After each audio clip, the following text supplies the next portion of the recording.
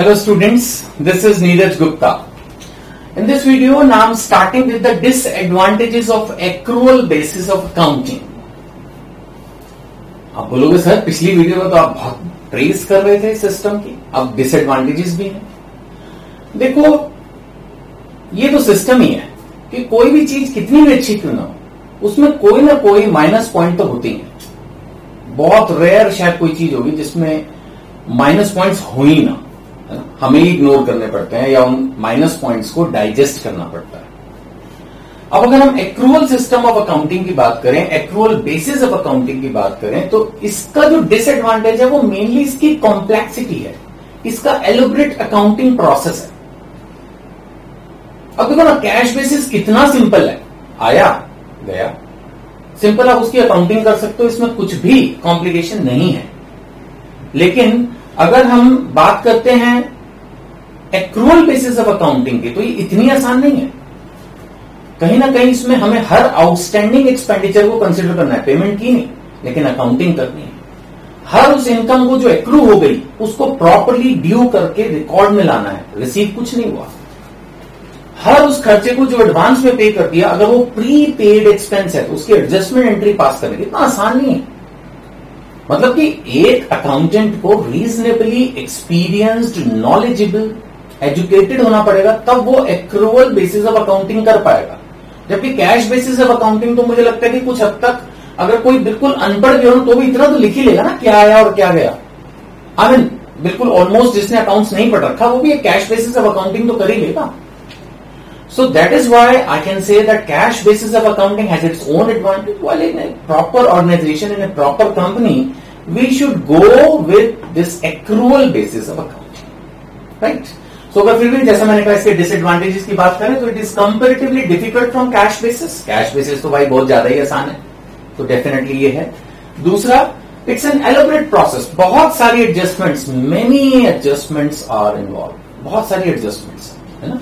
और तीसरा, it will not be a quick view of profit and loss, एकदम नहीं पता चलता है इसमें प्रॉफिट एंड लॉस। अब जैसे कैश बेसिस ऑफ अकाउंटिंग है, उसमें तो देखा जाए तो सिंपल जो कैश बैलेंस है वही हमारा प्रॉफिट है, फिलहाल इतना पैसा है हमारे पास, जो आया गया कैश बेसिस पर हमने उसको कंसिडर किया, बात खत्म, it's so easy to understand.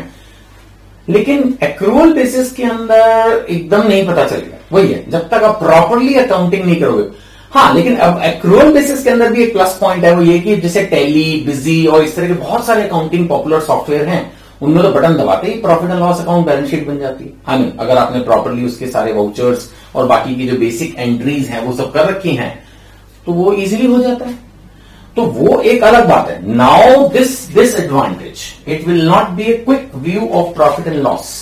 ये डिसएडवांटेज आज की तारीख में कंप्यूटराइज्ड अकाउंटिंग सॉफ्टवेयर की वजह से खत्म ही हो गई समझो, लेकिन फिर भी डिसएडवांटेज तो है। In routine it will not be that quick as compare to the cash basis, right. So that's all. इस वीडियो में थ्योरी के नाम पर इतना ही, प्रैक्टिकल एक छोटा सा आपको इलस्ट्रेशन करके आपकी बुक में दी है, वही जो इलस्ट्रेशन 1 हमने की थी कैश बेसिस पे, अब आपकी बुक बोलिए उसको दोबारा से सॉल्व करो अगर हमें एक्रूअल बेसिस पे चलना। आपको ध्यान होगा उसमें कैश सेल्स भी दी थी, क्रेडिट सेल्स भी दी थी। तो कैश सेल्स तो हमने कंसीडर की थी जब कैश बेसिस ऑफ अकाउंटिंग था, क्रेडिट सेल को उड़ा दिया था, इग्नोर कर दिया था।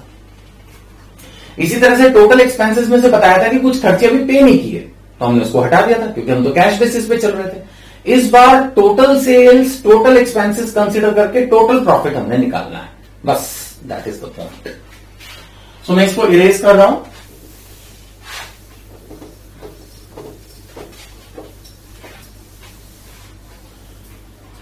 प्योर थ्योरी का मेरे ख्याल से ये लास्ट ही चैप्टर है आपके लिए, क्योंकि अब अगली चैप्टर है अकाउंटिंग इक्वेशन का, है ना।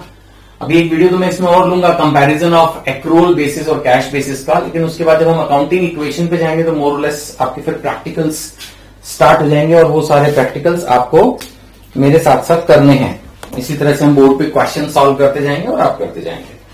So now I am doing this illustration 2 which is basically the question is given in the illustration 1 itself, है ना, उसी को ही हमें लेके चलना है। सो ये कह रहा है कि during the financial year Ashok had cash sales of 390 and credit sales of 160। तो cash sales of 390 and credit sales और 160, तो अगर एग्जैक्टली देखा जाए तो 5,50,000 की इसकी टोटल सेल्स है. It is cash sales as well as credit sales. So it is total sales. जहां तक एक्सपेंसेस का सवाल है, अगर मैं इसमें से एक्सपेंसेस को माइनस कर दूं, the expenses given is total expenses given is 2,70,000. The question says the total expenses is 2,70,000, out of which 80,000 is still to be paid. But we'll now ignore that. जब हम accrual basis of accounting में कर रहे हैं तो सारे खर्चे लेने चाहे पेड है या नहीं. तो टोटल खर्चे बताए हैं 270, तो उसको हम ले लेंगे. और अगर हम देखते हैं कि अब हमारा इसके अंदर कितना जो प्रॉफिट जो है वो बचा है. एग्जाम्स में मेरे ख्याल से आपके स्कूल्स वाले कैलकुलेटर अलाउ नहीं करेंगे, बट क्लास में क्वेश्चन को क्विकली, मतलब आई मीन डायरेक्ट वीडियो बनाते हुए क्वेश्चन को क्विकली करने के लिए I will use calculator. So it is coming to 2,80,000, right? And that is right, that is your net income. It's 2,08,000, right? So I hope it is very easy to understand the cash basis of accounting and accrual basis of accounting. In the next video, we'll conclude this with differences between accrual basis and cash basis, right? चलिए, कोई doubt हो तो आप comment कीजिएगा. Thank you.